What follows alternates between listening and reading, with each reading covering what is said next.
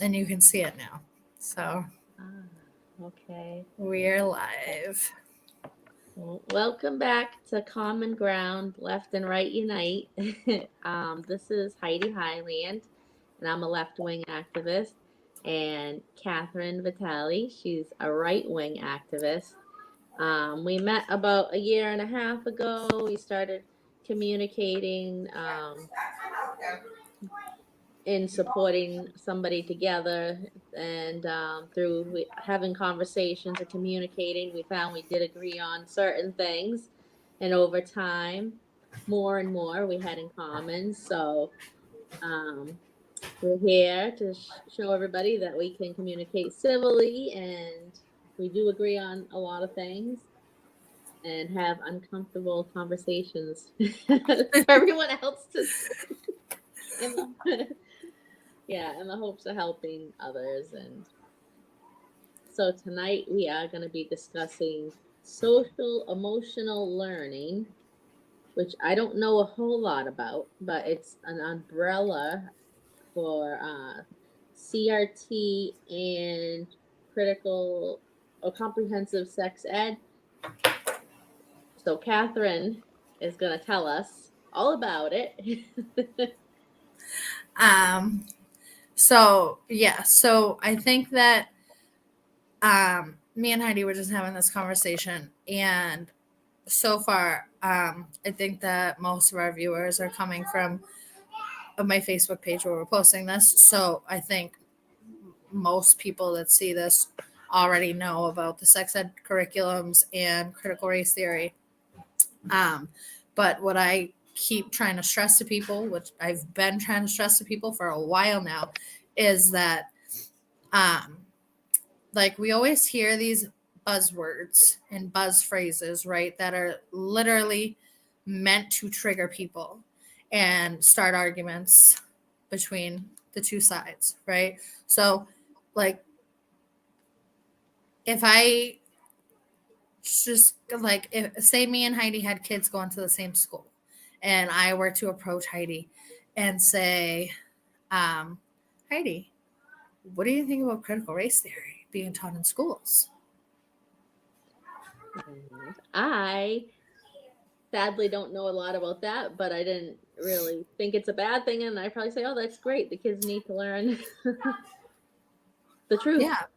Yeah. And I, or like most people, how I feel this conversation probably goes is because we don't, I feel like most of us don't really think things through or like think about how the other person is going to perceive what we're saying before we start talking.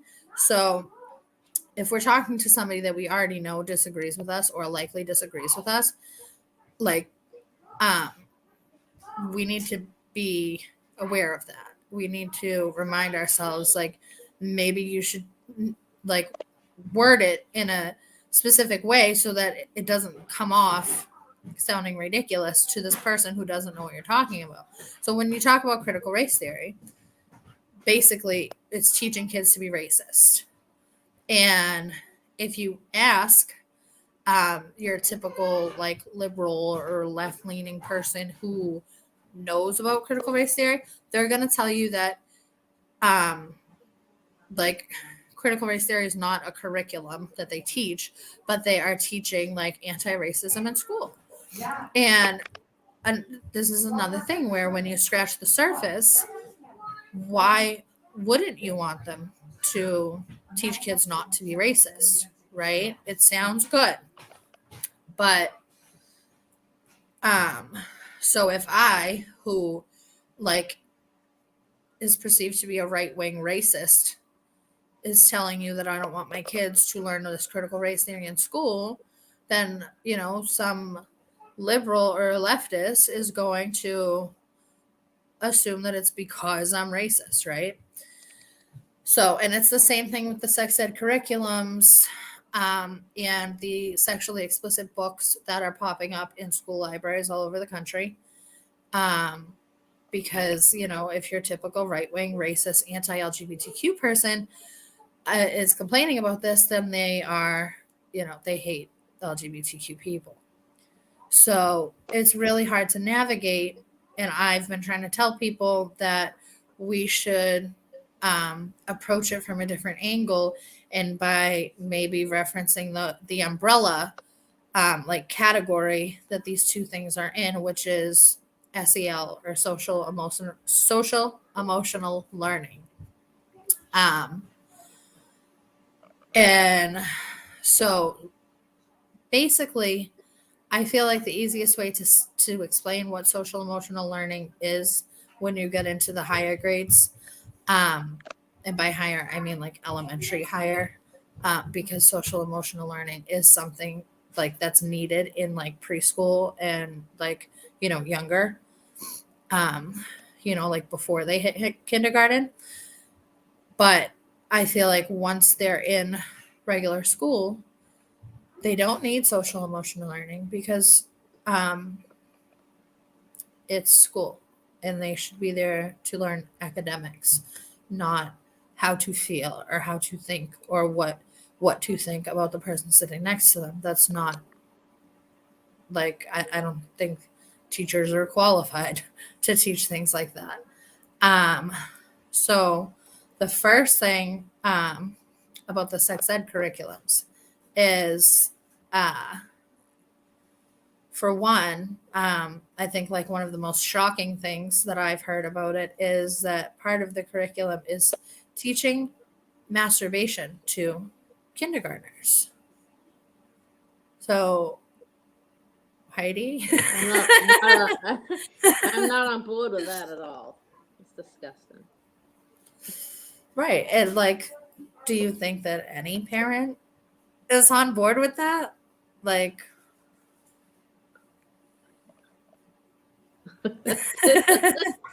I mean, I think I mean, like like, it's like, it's hard to believe that this would really be going on, like, in any school. Like, it's hard to believe that it's not like a conspiracy theory of some sort. It's just hard to believe that it is apparently law in California. what? Yeah. It is part of the curriculum in California. Gavin Newsom signed it in 2020. For 5-year-olds. Yeah, for the curriculum. If whether or not he knows about that detail, who knows? But he signed it in as law for the state of California for these sex ed curriculums to um, be implemented in the schools. Hmm. Um, so I like Cynthia's comment. Get your kids out of the schools. I 100% advocate for homeschooling. Um, I was actually speaking to some people on Twitter in a Twitter space last night, my first time in a Twitter space. And guys, Heidi's not on Twitter still. I keep telling her to get there because that's where it's at. But yeah, I was in a Twitter space last night talking about all of this stuff, which is why this prompted this conversation for tonight's show. And there were people asking like what they were going to do about this. Like somebody had 2-year-old twins that she said that she's wondering if she should plan to homeschool, or looking for suggestions about what she should do, because she's a single mother. And I'm like, listen, homeschool your kids. Like, so far you have 3 years to figure this out now. Like, get involved in the school committee if you want, get involved in helping with the schools, but don't send your kids there. Like, your kids are the most precious gift that you will ever be given in life, and they're your responsibility. And God gave them to you to protect and raise to be respectable, decent human beings. And I mean, this is another thing. I feel like everything that we talk about, I could go on for hours, but it's not natural to send your kids off to strangers. I don't think. I don't know. I agree with you. And when I did homeschool, I loved it. And they just went back. Well, Mia is 7, so it's her first year doing any kind of school because of COVID. It was all homeschool. And my son is 10, and he really wanted to go back to school because he missed all his friends. So, yeah, no, I agree. Homeschool is awesome, but they have so many friends there. It's just, Yeah. I don't know. Yeah, I know like quite a few people who have like teenagers, and obviously teenagers have social lives, so it's a lot harder with them. But I feel like most of us, the majority, the vast majority of us, have only learned about this stuff in the past 3 years because of the lockdowns and um, everything that's happened in the past 3 years. So, a lot of people are questioning whether or not to keep their kids in school, and a lot of people that are very much against all of the stuff happening in schools still have their kids in the public schools because they don't want to upset their kid. They don't want to take their kid away from their friends. Mhm. Um, but I mean, it's just like, who's the boss here? You know, your kids are gonna get upset throughout life, and I mean, there's tons of homeschooling networks all over the place. You just have to look for them. Your kid can still hang out with those friends from school on the weekends, or you can make new friends of other homeschooled kids. There's pods, and there's people who do groups, and they go and out on field trips, or they have like centers where other homeschooling parents will teach classes to homeschooled kids, and it's like school without public school, without the government. So, Yeah. um, Yeah, I think every school is different, and if I wasn't happy with the schools, if they weren't having fun and doing good, then I would go back to homeschooling. yeah. And the money too, Rob has a point here. Um, I don't know if this is something Rob is advocating for with his run for Congress next year, but I also learned last night, I saw some of the numbers. It's about $17,000 per kid that the federal government gives to the states. So that's in Massachusetts. Massachusetts is like maybe fourth or fifth highest amount, and New York was the highest with like $24,000 per kid. And that just like side note on that, when I pulled my kids out of school in 2021, um, since then, like I pulled my son out in January, middle of the school year. I never even got so much as a phone call as to where I mean, we were doing it was remote learning then, but I stopped having him sign on to the laptop, and we never got a phone call. I never heard anything. And then my son was in first grade, and my daughter would have been entering first grade this year and kindergarten last year. Since last year, I've been getting emails from the school that my daughter was assigned to as if she goes there, letting me know of upcoming meetings and all kinds of things. So I'm pretty sure that if you're not like formally removing your kids from school and like telling them that you're going to homeschool, then they're not asking questions, and they're just acting as if they're there so that they can get the funding. And then it raises the question, why don't homeschooling parents get money from the federal government then? Where does the money go if the kid's not in the school? If it's per kid? Right? So, I mean, I got a little sidetracked with the money thing, but, and the homeschooling thing. But, yeah. So, the curriculums, when it comes to critical race theory, basically the idea is it's not enough to not be racist. You have to be anti-racist. So I feel like a lot of the activism on the left side is anti-racist Yeah. activism, anti-hate. So, And so, what would you like, say is wrong with that? but I'm saying, can you maybe give us a little bit of your perspective on why you think that it's important to be anti-hate rather than just ignore it? Because it doesn't go away when you just ignore it, and everybody should be equal and treated fairly, and they're not. And everybody should feel comfortable and not discriminated against. And I think that that's the goal, is to have everybody, you know, how can I put it? Everybody to be equal and not be discriminated against, and teach kids young not to hate, because that's where it starts. Like, nobody's born racist.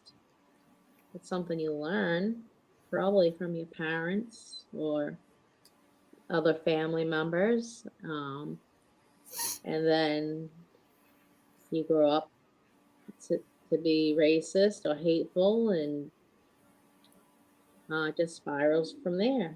And you can nip it in the bud when kids are little and teach them not to be that way. The world will be a better place for everybody. Right. So, do you think it might be helpful to teach that in school to little, like, kindergartners, to teach kids don't hate somebody because their skin color is different? I think they should just teach kids to be nice to everybody. No matter what their skin color is, or if they're disabled, or anything, kids should just be taught to be kind to everybody. And I don't think little young kids, like kindergarten, are old enough to maybe learn about. I don't exactly know what exactly they are teaching young kids in critical race theory, but I feel like it's something, maybe if they're teaching about certain subjects, it could be for when they get older into the higher grades. But starting when they're young, they should definitely be taught to be kind to all the kids, you know. And if they're not kind, if they have a behavior, um, then maybe they should be taken aside and work with that child. Right. So I agree with a lot of what you're saying. Um, my own personal experience before I ever even heard of critical race theory, was in April of 2020, when we had just started the remote learning. My son was in kindergarten, and he had a reading assignment on his little laptop. Um, and the book was a book about Roberto Clemente and the racism and hatred that he faced when he came to America when he came to New York from Puerto Rico. And I read it, and I sent a text message to his teacher and was like, he's not reading this. And he could read by that point already. He could read on his own. So I didn't even like put it in front of him. I was like, we're not doing that assignment. And I texted his teacher and was like, who do I need to speak to? Like, do I speak to the principal or do I go straight to the superintendent's office? And she told me to contact the superintendent, because that's, where curriculums get decided.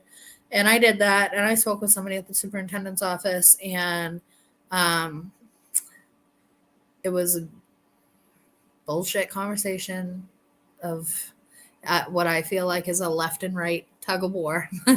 um, and my thing is, like, if you don't teach it, they don't know it.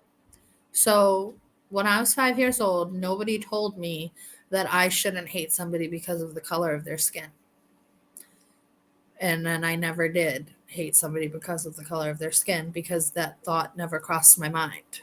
You know, I probably didn't learn about racism until I was a teenager. And by then, I had already had friendships and relationships with people and just thought, upon finding out what racism was, like, why would anybody be like that? Like, that's a crazy concept to me. Who would want to be like that? And I feel like if you're telling a little black or brown boy, like, you are basically forever doomed because of the skin that you were born in. And, no matter how hard you try in life, you're not going to get as far as a white person will. And you're telling a little white kid, you are, you have this invisible privilege and you should feel guilty because of the skin that you were born in. And, like, basically there's something wrong with you that you have to feel guilty for. So I don't think that it's healthy for any kid that young to learn about racism, whether it's just the concept of racism or that it's bad to be racist.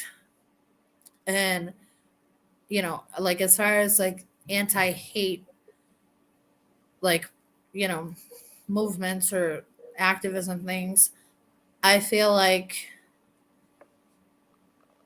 as long as you're bringing attention to something, you're keeping it alive. No? I don't agree with that because I think we have to pay attention to it.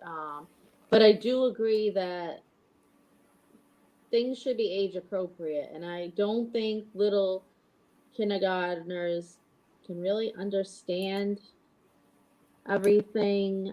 Um, they should definitely be taught not to hate. And when they get older and old enough to understand, they can maybe learn more as they go along. But I don't think little white children should feel guilty or be made to feel guilty. I mean, we have to know what happened in history to not repeat it and to learn the truth, to know the truth. Because obviously the government has the schools teach what they want them to teach and what they want people to know. Right. So But Sarah says, oh, sorry, go ahead. oh, that's okay. I was just saying. I don't know. I lost it now. So Sarah says the liberal parents who think it's good believe that it will make more open-minded adults. That's their party line. I think that I just lost what I was going to say too. There's gotta be balance. There has to be balance. So my thing is, not me personally, because my kids are out of school, but like a parent, speaking as a parent in general, I don't send my kid to school to be treated and diagnosed and to be diagnosed and treated and prescribed medication and going to therapy and all of that. I send my kid to school to learn how to read and write and do math. As far as both things, we're crossing the line between academic teachers and guidance counselors or therapists or psychologists. And first of all, these teachers are not qualified to be having psychology sessions with our children. Second of all, these are the beliefs of people, right? So if a child grows into a teenager that grows into an adult that believes that there is some kind of reason to hate somebody of a different race, who is anybody to tell them anything? or, gay people. If a person doesn't like gay people, I mean, it's their own feelings and beliefs. And so it's like, in what other situation do we think that it's okay for an adult to push their own beliefs onto our children? And I also feel like there's so much to unload with these conversations. A half hour is not enough time. I feel like every time we compromise a little bit, we're moving more toward losing the battle, our freedom, whatever, just losing. Because if we are okay with normalizing you know the teaching of feelings in schools, it's eventually going to move on to something else. Like, every time we give a little, they come a lot closer to us. So, at one point it wasn't like a normal okay thing to be gay, but we've normalized it. And now they're talking about it in schools, and now more and more people are openly gay. Do you think that that's a coincidence? Like, or like, could we possibly just be influencing children at a very young age, so now that they're growing into having feelings like this? Or, like, I mean, when are we going to draw the line with pedophilia? If we're letting all of this stuff that wasn't normal before be normal now, I feel like it's only a matter of time before we're justifying pedophilia. But okay, so I, I think when people are gay or bi or trans, that's something they're born with. It's already there. It's not something that they went to school and something triggered it. The person was born that way. That's who they are. And I think if there seem to be more gay people, it's maybe because people are more comfortable to be themselves now, because as time goes on, society is more what's the word I'm thinking of? So to give an example, when I was in high school, my oldest son's father is black. That was not acceptable. I was bullied, and I was bullied for a long time, and it was just not an acceptable thing back then. Bully You for know, what? for dating a black man in high school, Growing up and in Gloucester. So when I was very small, there was only a handful of black people in this city, very few. And my best friend is biracial. So we would go on the bus, and they would tease her and her sisters and say, "You're a little black girl, you shouldn't be wearing a dress." And then I also got teased for being friends with her, with my friend Heidi. So, like, I'm 45 years old. Heidi and Heidi, Yeah, a Heidi white and one and a Heidi. black one. She was named after me because my mom and her mother knew each other, and my mother was coming out of the hospital with me, and her mother was going in. We're only a couple days apart. She's like, "Oh, what'd you name your daughter?" And my mom said Heidi, and she Oh, liked it. that's So so I always tease cute. her because we're only a couple days apart, and I'd be like, "Oh, you're named after me."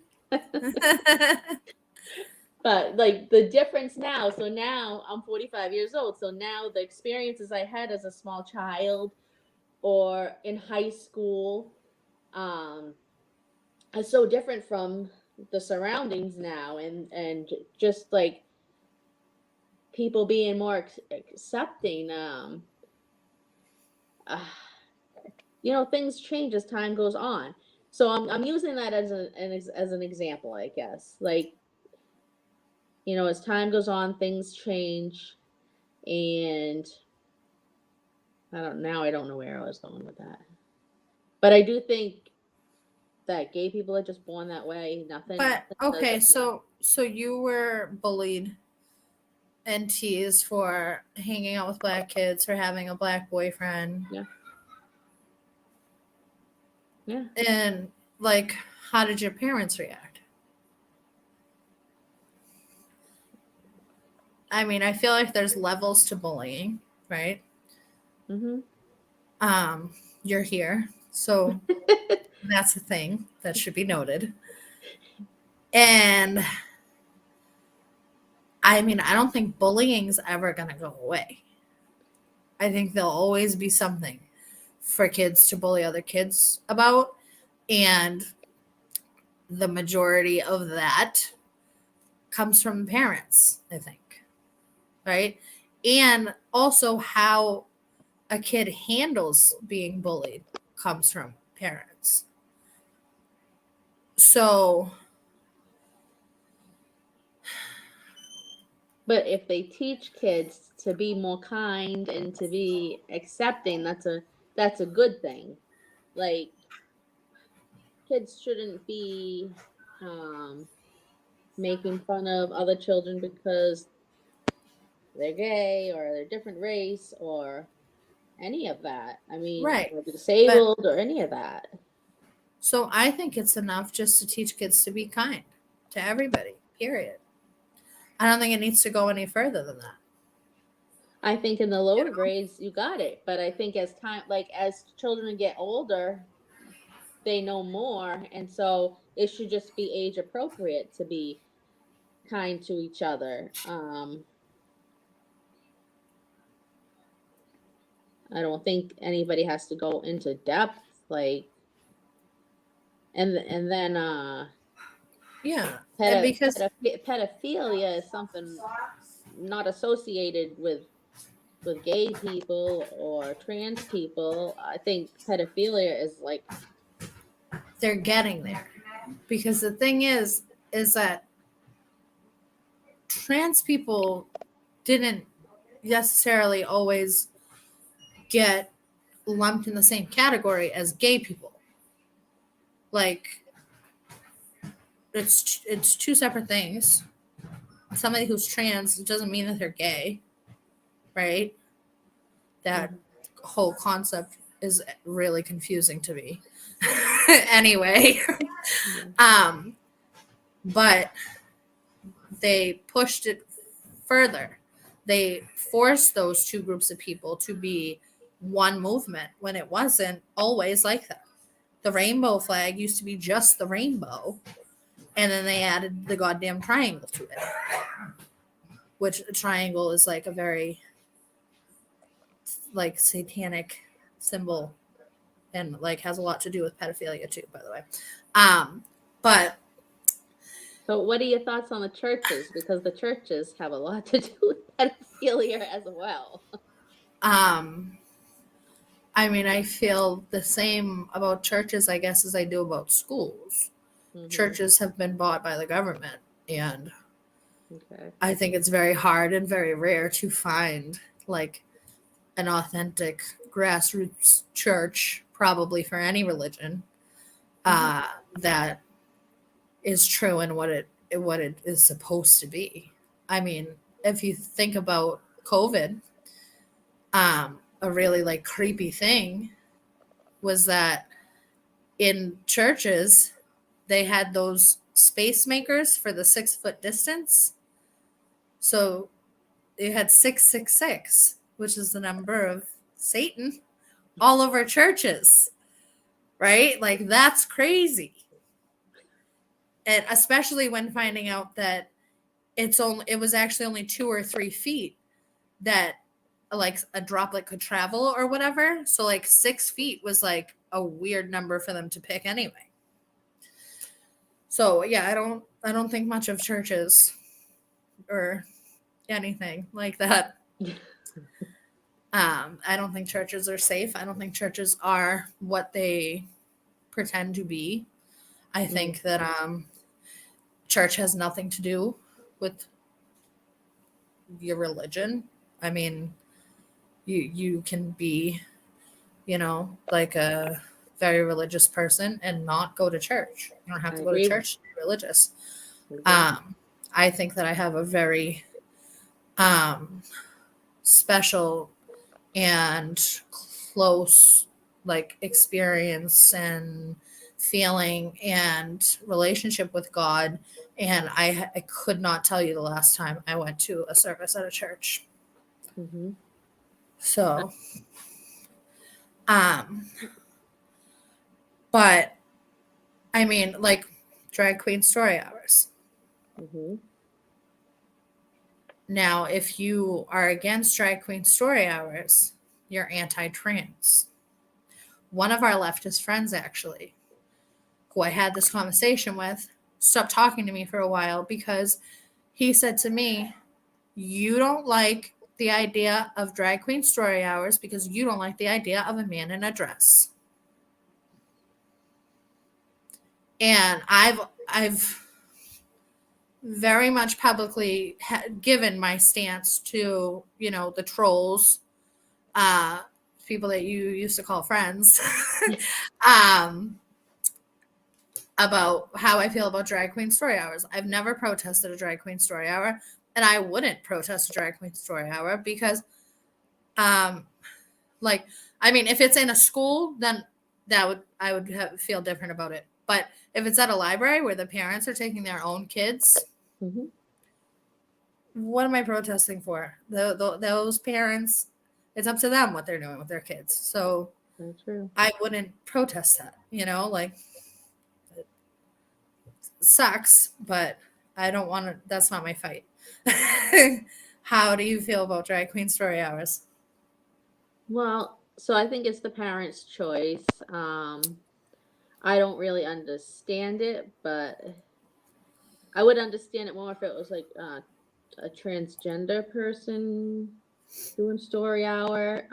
When I think of drag queen, I think of somebody really dressed up. I'm not really sure because it doesn't really apply to me. It's not something I would take my kids to, but it's not something I oppose either.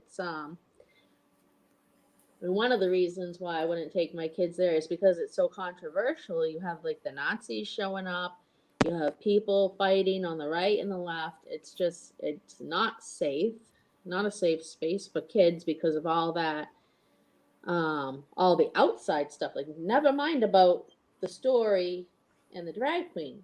Like, let's worry about what's going on outside with the protesters and the right wing and the Nazis. That just Huh?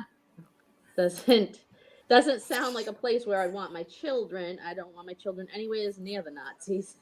Shannon says, "Who are the Nazis?" They're pedophiles. Pedos 131.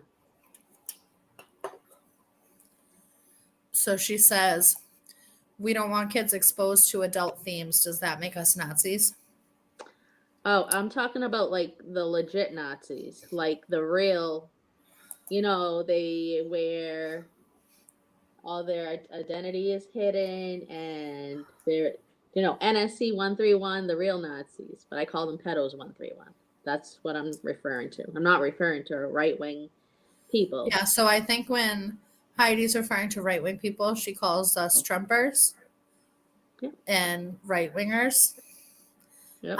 And when she's referring to like white supremacists Yeah. and people like that, she calls them Nazis. Yes, because So, I have right wing people in my family, very close to me, and my friends. I do not call right wing people Nazis. I call Nazis Nazis. I mean, like, legitimate, real Nazis. right. So, um, I also think that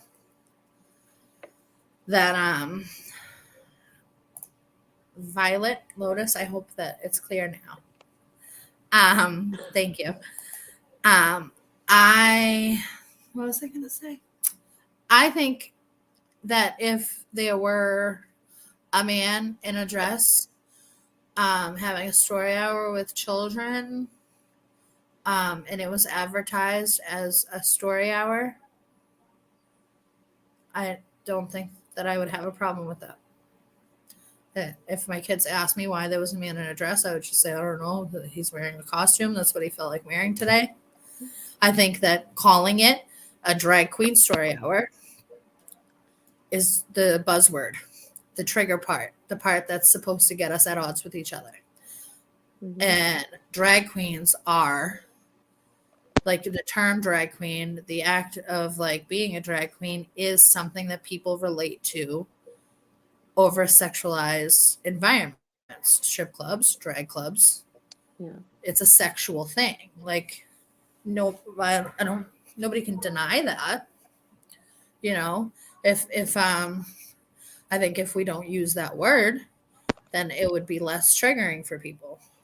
I think that's true because if you say transgender story hour, that hour, yeah, that's like it's not the same. I definitely think it does trigger people to feel a certain way. So Shannon says, I'm not a Trumper. He made the vax and is proud of it. Many of us are former liberals without a home, which is true. I think a lot of us really thought that we were Republicans or conservatives in 2020. And as the time went on and we learned more, we realized that we just are hanging out in the middle. And then Violet Lotus says, Heidi, you should avoid using that word altogether. It's too loaded and too easily misinterpreted. There are real Nazis in Ukraine. Do you want to talk about that?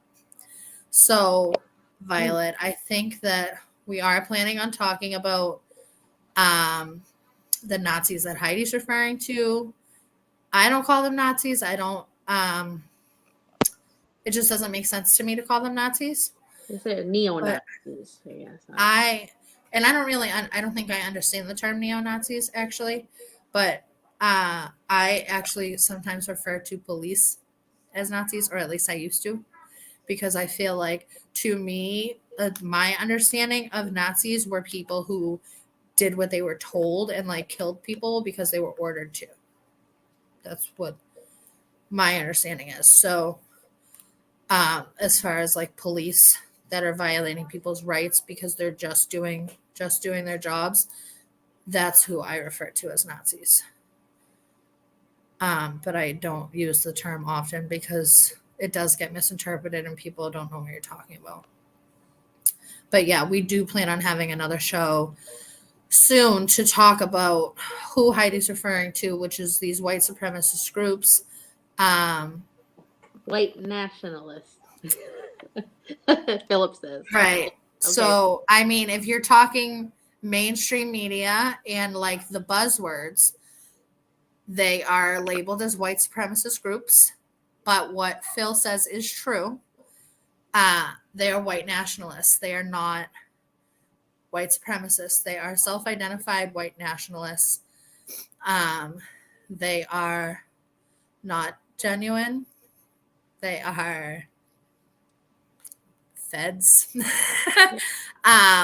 for lack of a better way to say that. They are here to stir shit up and get us at odds with each other. Mhm. And you, I mean, like I said, there's going to be another show all about that topic. So keep watching. We won't get into it too much, but NSC 131, Nationalist Social Club, is labeled a white supremacist group, but they do not preach white supremacy. They preach separation of races and white nationalism and a bunch of bullshit. Mhm. Public libraries are public spaces and have duty to remain unbiased and neutral. Drag queens are an adult sexual performer, not like a trans person who identifies as a person. Yeah, I agree with that. Um, but like I said, I'm not getting into that fight with parents about their own kids. It's the parents' choice. I mean, maybe they have gay people in the family, or I, I don't know. I think every parent knows what their kid needs what's best for their own child, and they should make those choices. Yeah. So Tina says, do you feel that all this bullshit came out during the time when COVID started for distraction? Of course. Uh, I mean, COVID came out as a distraction. It's all just propaganda and bullshit made up to Mm-hmm. keep us so consumed with hating each other that we are not looking at what they're doing. You know, like stealing elections and shit. Which, now that that just popped into my head, that'll probably be another show. Because I think the 2020 election was stolen. How about you? No. And that's why this show is necessary, because we have civil conversations, we work through shit. Mm-hmm. Sometimes we start out disagreeing on a topic, and then we end up having a revelation and agreeing on one side or the other. Sometimes we have conversations about something and we still disagree at the end of it, but we don't hate each other for it. We continue to try to work through it. And that's why we started this show, to get more people involved in the conversation, and more people open to having uncomfortable conversations, because the war is the 99% against the 1%, and we're not going to win it if we're 45% is fighting 45%. Well, it doesn't really add up, but you know what I'm saying. If we're fighting each other, we're not going to win. And my big thing is, I can't be the only one that has family on both. I hate to say the word sides, but I can't be the only one. There's got to be, I think probably a majority of people have family of different political beliefs, and it's not okay to hate your family and friends because you don't agree. You got to try to find common ground. Yeah. Drag has been historically referred to as adult cabaret. Yes.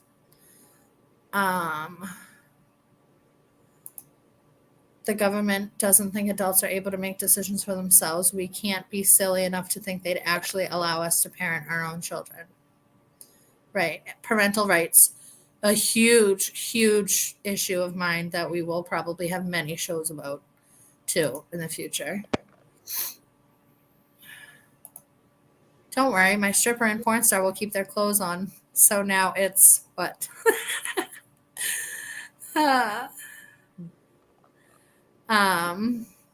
Yeah, so the curriculums in schools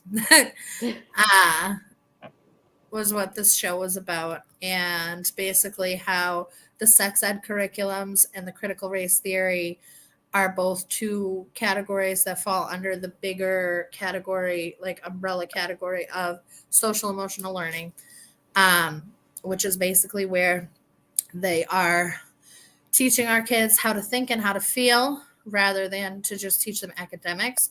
And I don't think that that's okay. I don't think that teachers should teach anything other than academics. And there was actually another really good point raised on the Twitter Spaces thing that I was on last night. There is a program in Worcester that was started by the Massachusetts Family Institute. Heidi, do you know about them? I don't think so. It's like a religious group. They do a lot of different things. I don't work with them or so much agree with everything that they do. They do have a big following, and they do a lot of work. I appreciate their efforts in most things. I'll say that.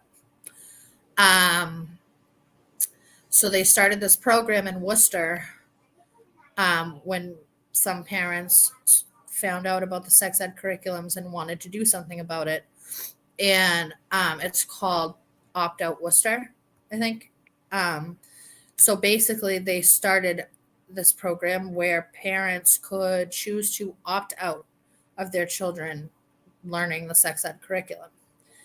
And it has been um, somewhat successful. I don't know the number off the top of my head, but a very big number of parents have chosen to opt their kids out of the sex ed curriculum. And I think so much so that um, they're having, like, the school board is having meetings on whether or not to get rid of it because there's so little attendance for it. So, So now, do they ask the parents' permission ahead of time to sign anything to teach no. their kids that? No. So this is my thing. And this was a conversation that I had with the guy that actually runs this program. When I met him, I said, I feel like, not to like put down your efforts because I do appreciate all the work that's gone into this. However, I have a big problem when I see activists or like, community leaders, people who, are in these roles where they are doing things for humanity, but then end up saving themselves and not everybody else. So it's like the opt out program. Like, okay, so the people that you've been able to reach and the people who you've been able to get to understand the curriculum are opted out. But what about the people who you haven't reached or the people who don't get it? Or are there any people with language barriers that you haven't reached them because of their language barriers? It's like, yeah, cool. There's hundreds, maybe thousands of families that have opted out, but you're doing a disservice to the people who you may have not reached yet because they probably don't even know that this is happening. So it's like, I have, and there's other instances within like the activism world, and like the advocacy world where people are content with helping themselves or people who are like-minded or whatever. But my thing is every single thing I do and every single thing that I stand for and the issues that I care about, like, I don't want to work on those things to save my family. I want to work on those things to save all families. Like, if you don't know about it, you're going to hear about it from me. Like, and even if you want to ignore it, I'm still going to work to fix it for you because it's bad, like with any issue. So that's my feelings on the opt out program. I feel like the sex ed curriculum should be an opt in program. Yeah. Yeah. Like maybe if it were presented that way, we could figure it out from the beginning. The government will never do that though, because that's not on the agenda. The agenda is to sneak the shit in, censor us on the internet so that we don't reach the people that don't know about it, and keep us hating each other, keep us from speaking to each other. I don't know about Gloucester, but I just heard recently that in Boston parents are still not allowed to go in schools because of COVID. Can you go in schools Really? over there? In Gloucester, well, in my particular school, my kid's school, you can go to the office, but you're not supposed to be going down, roaming the halls or anything like that. Well, yeah. I feel like it's always been that way. No. I think no, it started after COVID, I believe. There's more I strict feel like in the schools here, you can never go past the office unless you were like prior authorized or whatever. Because when my daughter started school, first grade, it was the only school she's ever had. So I wanted to walk her to her classroom, and they wouldn't let me. So I had to go to the office, and then a teacher took her hand and walked her down. I don't think it was like that before COVID. Yeah, our schools were.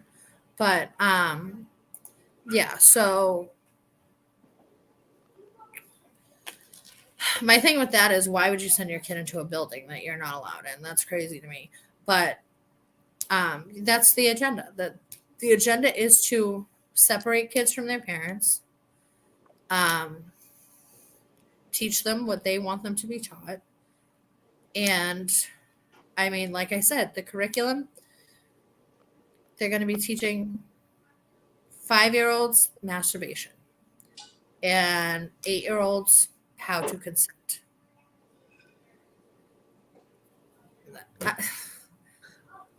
And any parent should be appalled to that. And if you're not appalled by that, like, sounds like a 51A to me. I mean, that's not happening. What's not happening, Melissa? What's not happening? We'll wait. Over sexualization of children. Over my dead body lawsuit coming. Yes, actually, I did show Heidi the video before we got on here tonight. And I thought that maybe we could play that video at some point on another show, but we didn't have enough time tonight to figure out the credit. And, you know, I don't want to play somebody else's video without putting a credit in the description. So I didn't have enough time for that tonight. They aren't teaching what at schools, Melissa? Where are they not teaching? Did you just join us, Melissa? Because I already went through all of this, but I'll gladly go through it again. Maybe the sex ed, or maybe something like that. Do we have any parents in the comments who have already dealt with the sex ed shit in their schools? I think that Jessica just commented and said that they're working on an opt-in program, an opt-in movement. But you're on the North Shore, right? Jessica, have you already dealt with the sex ed stuff in your schools?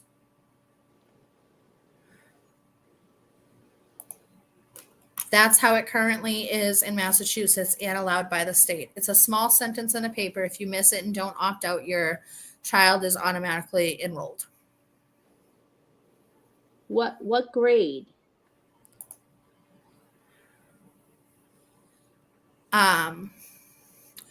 So I think that actually maybe we could get a professional on one of our next shows to explain to us how exactly it's rolled out. Because I'm pretty sure they don't jump right in and teach your 5-year-old how to masturbate, because then parents would be outraged. It's a gradual thing that happens, and it is happening.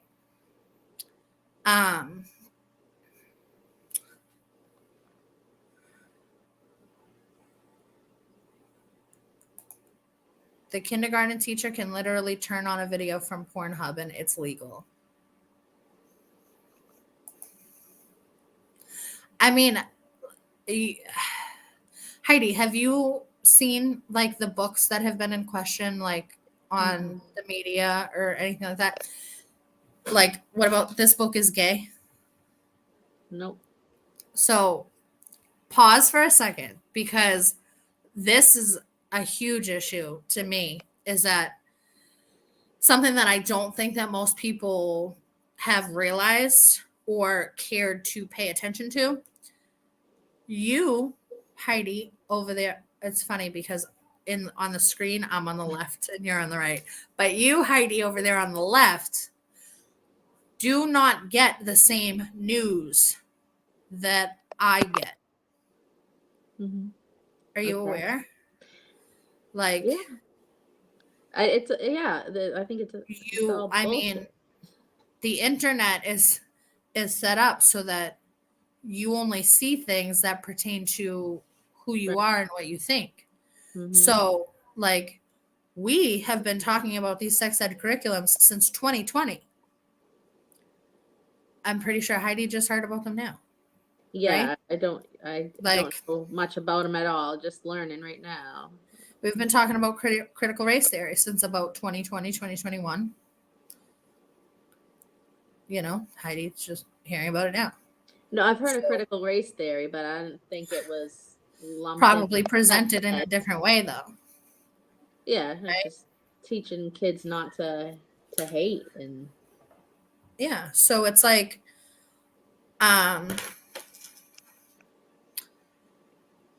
you're not getting the same news that we are. We're not getting the same news that you are. So this is another way that makes it easy for us to fight, because when we're trying to have a conversation with you about these fucking curriculums and we just assume that you know what we're talking about, you know, and we're all up in arms about it, and you're like, what? You know, like, what are you talking about? Like, hasn't sex ed always been in school? You know, like, uh, of course not. Sex ed isn't taught till fifth grade where my kids go to school. No teachers are playing porn or teaching kids to masturbate. Well, that's very good for you and your kids at your schools. But in other places, it's being implemented. And if your kids are in fifth grade, I'm sure it's going to come across them soon at some point. I'm glad you're here, Melissa, though. We've been waiting for a leftist to jump into the comments.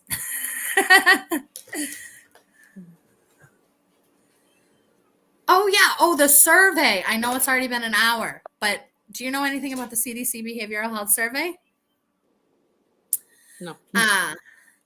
This was like just recently all over social media. On the right side, there's a survey that's being given to like all kids everywhere for behavioral health that is asking, I want to say I heard about a 12-year-old reporting about it, asking if she's sexually active, what gender she prefers to like have sex with, what gender she identifies with, um, does she ever feel like she is not the gender that she was born, all of these like intense. I'll get the survey for the next show. I have a copy of it and I didn't think to have it ready to put up tonight, but all these questions are being asked to all grades. All grades? Jessica, is that what you're saying? Or are you talking about the sex ed?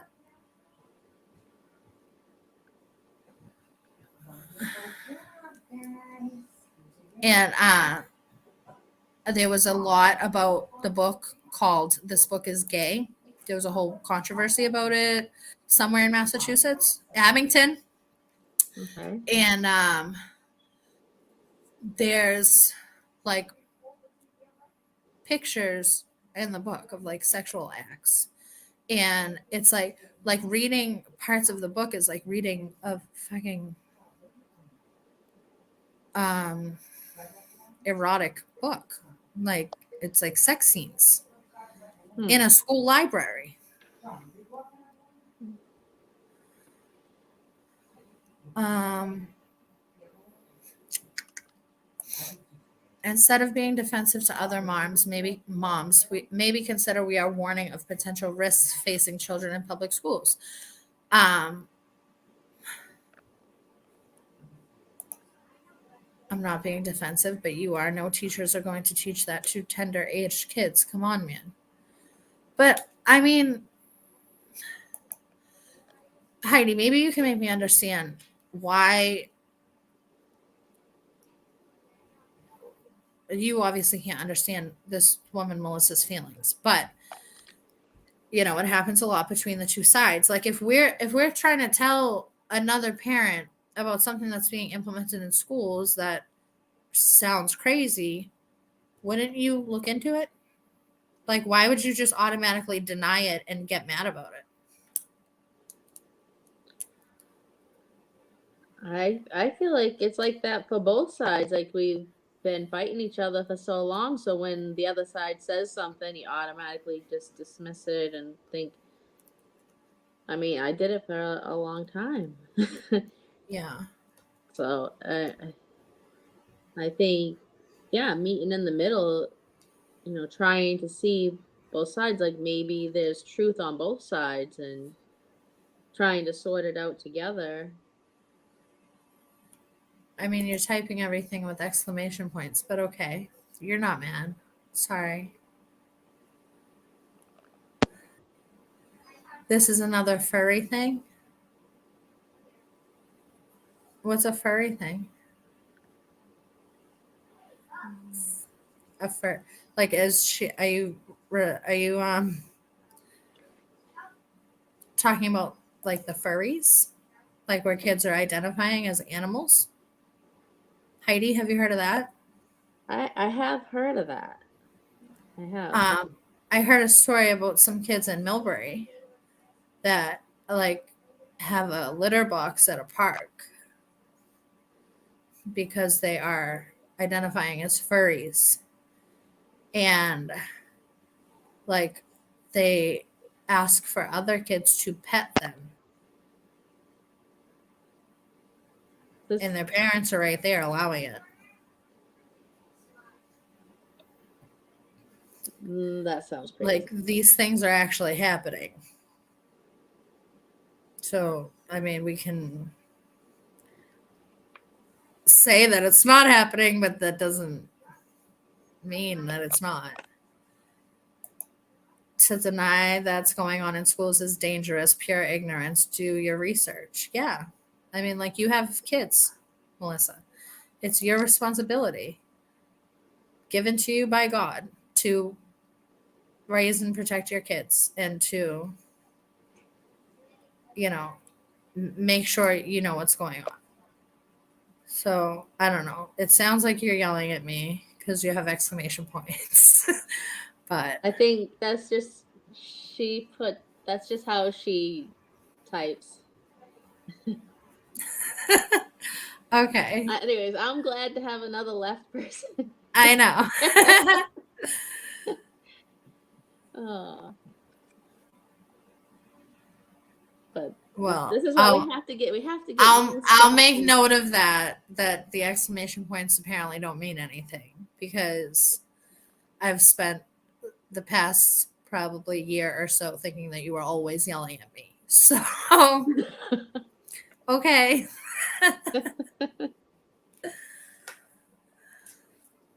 This is Uh, progress when we can communicate. yes. Yes. Like literally more than glad that you came here tonight, Melissa, because it's our debut of a leftist in the comments. Ah,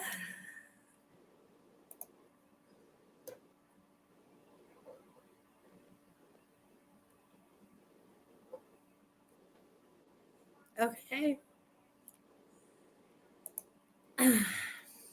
The Department of Justice and Attorney General would not have targeted parents at school boards if it's all false.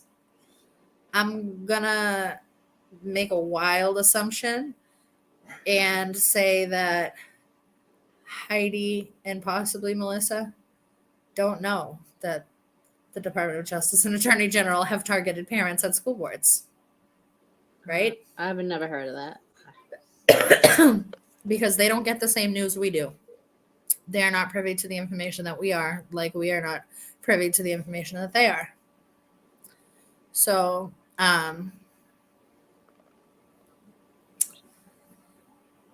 we can be mad all day and we can call people ignorant all day. But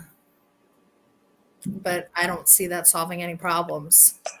So I think trying to understand where the other person's coming from and learning how to keep composure when somebody is using those buzzwords and trigger words can go a long way. I think that we've all agreed at some point that until the left and right unite, we're not winning any wars.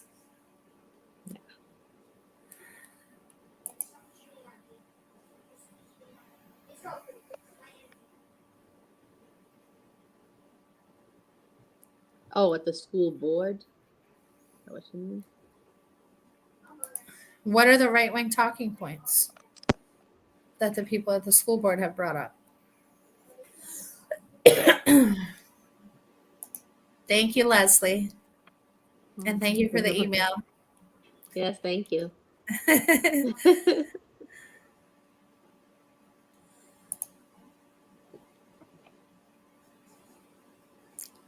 I don't think that that is productive, Shannon.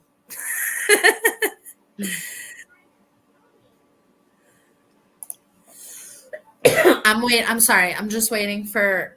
I was waiting for Melissa to answer what right wing talking points that these parents brought up at the school board thing.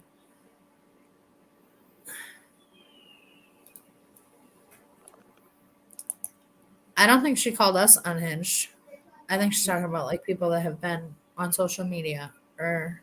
I think she was talking about the school board because it was in response to "Have you been targeted?" or something like that. Have you heard Yeah. of it?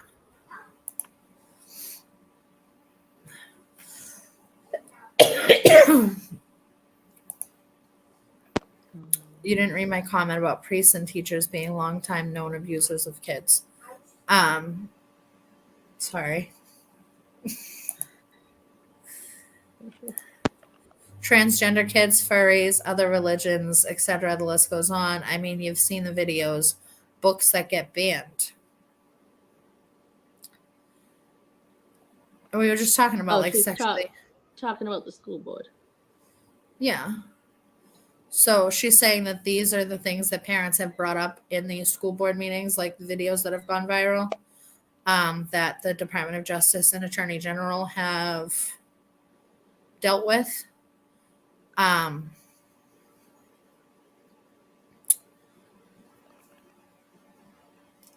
mean, books getting banned. I don't like. Are you okay with sexually explicit books being in school libraries?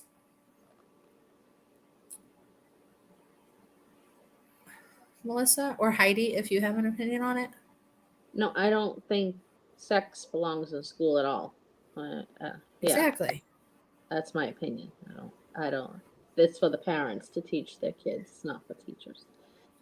And if it is in the schools, it should be ask the parents' consent. Right. So I don't think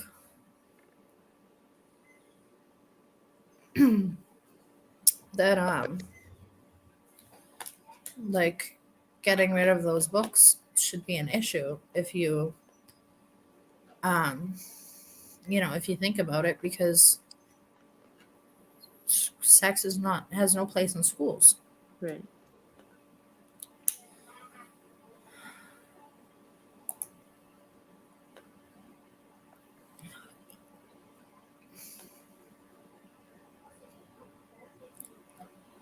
Right.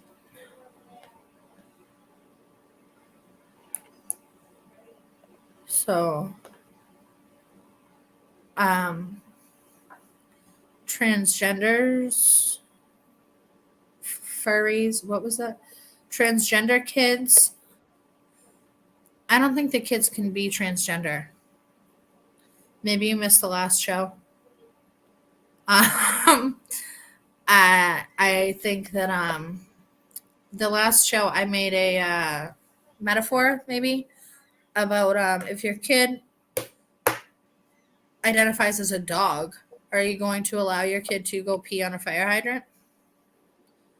I think that if you're explaining the concept of sexuality, sexual preference, and sexual orientation to children and transgenderism, to an under a barely developed mind that doesn't can't understand and grasp these concepts, you're grooming them because what was the example that I used? Like, okay, so if you're talking to a 5-year-old little girl, kids that young tend to be drawn to the same sex for friends, right? Because they have the most in common with them. They look the same, they have the same length hair, maybe, they have the same mannerisms. When kids are little kids, girls are drawn to boys, girls are drawn to girls, and boys are drawn to boys. So if an adult is saying to like you know 9-year-old that dresses like a tomboy, you are a lesbian, which this did happen. This was something that a story that somebody told that happened to them. that this woman's daughter came to her, 9-year-old daughter, and said, "Mom, I'm a lesbian." And the mom was like, "No, I don't think so. Like, you're 9 years old. You don't know who you are yet." And she said, "Well, so and so," in which so and so was somebody at school. I'm not sure if it was a teacher or not. So and so told me that I'm a lesbian because I like girls. And the mother's like, I mean, like, do you want to? I don't know exactly how she said it because you don't know what this 9-year-old understands, but something along the lines of like, do you want to have sex with a female? Do you want to kiss a female? And the girl's like, ew, no. And she's like, okay, so then you're not a lesbian. Which, like, it is totally logical to me. What about you, Heidi? I think that kids can be transgender as if they're born in the wrong body, and it doesn't have to go into all the sexual stuff. It's just that they feel like they're a girl or a boy, and that's just the way they're born. And Yeah. But I mean, if they're learning about it, oh, okay, she's leaving. So I guess that's the end of that conversation. but I was glad she was here. We need to. I was too, but I was like glad to continue to talk to her, and now she's leaving. But maybe she'll come back, and you know it is. I hope you do. Bring friends. We've had practice. I mean, we we've been talking to each other for a while now, and I think it's hard for people, definitely. Both right and left. It's hard for both. Yeah, adult's definition is not the same as child's perception of the same word out of context. I disagree. They only think that way if they are taught there is an option. Yeah, and like I said in the show before, I don't think that anybody's born gay or born transgender. It trans Being transgender is actually a mental disorder.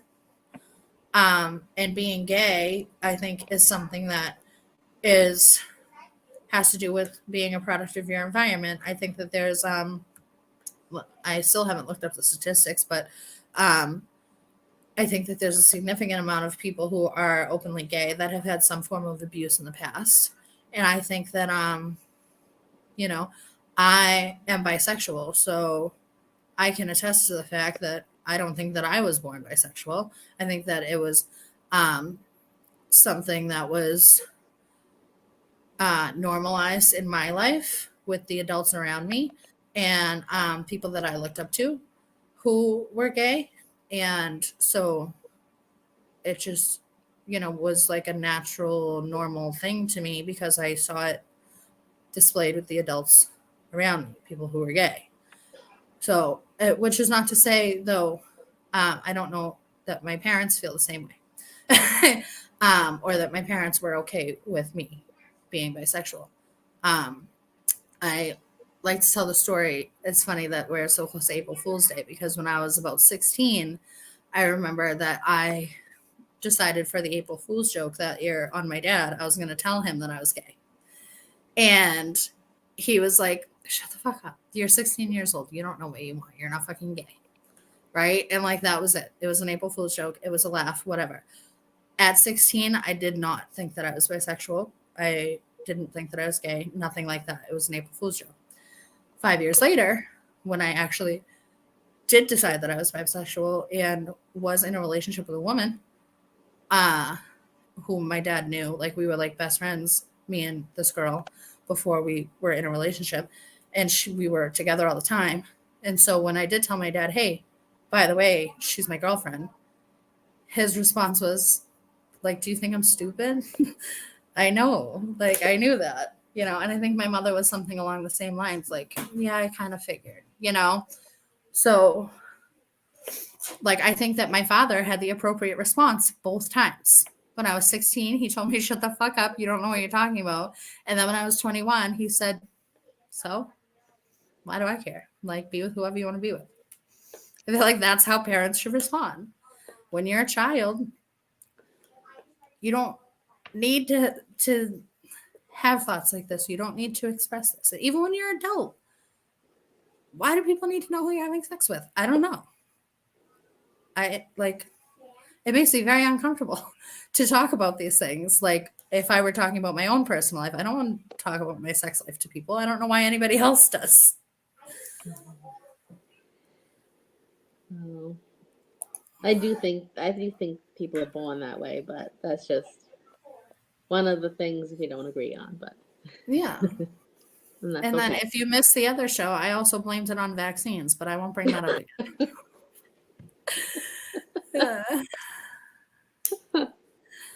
Oh. It's largely a social contagion effect. The rate of gender dysphoria before all this exploded a few years ago was 1 in 3,000. To have 2 trans kids would be a 1 in 9 million chance. Yeah, I'm pretty sure that that's true. Pretty sure that that's true.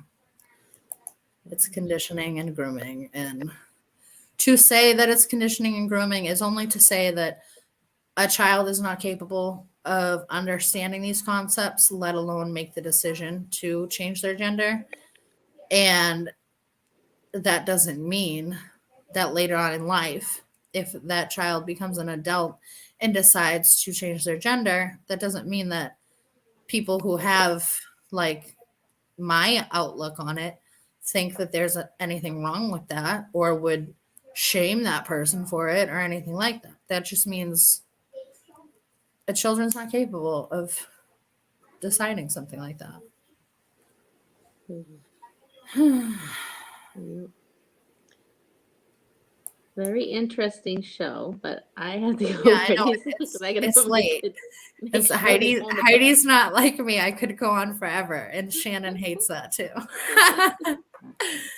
All right, so yeah, we're gonna get off now. It's 10:30. The show's supposed to end at 9:30. We talked about the curriculums today. Don't know yet what we're talking about on Wednesday, but we will be here Wednesday at 9 p.m. Streaming on YouTube, Facebook, and Twitter. And this is People's Press Media. I'm Catherine Vitale, candidate for Boston City Council, and this is Heidi. Yeah. Do you have any last words, Heidi? Just thank you to Melissa. I know you're not on here anymore, but yeah, I was glad to have somebody from the left here, and I know, me too. Thank you. yeah, and we got to get used to all talking to each other. Yes. Yeah. Just really quickly, I see that Leslie and Phil are talking about Jordan Peterson. Leslie says Jordan Peterson has helped a lot of individuals find self-actualization. And I would just like to point out that we were protesting at a Jordan Peterson show one day, and I went over and danced with Antifa. So Jordan Peterson helped me to try to mend things with Antifa. Okay. And on that note, good night. Bye. Bye.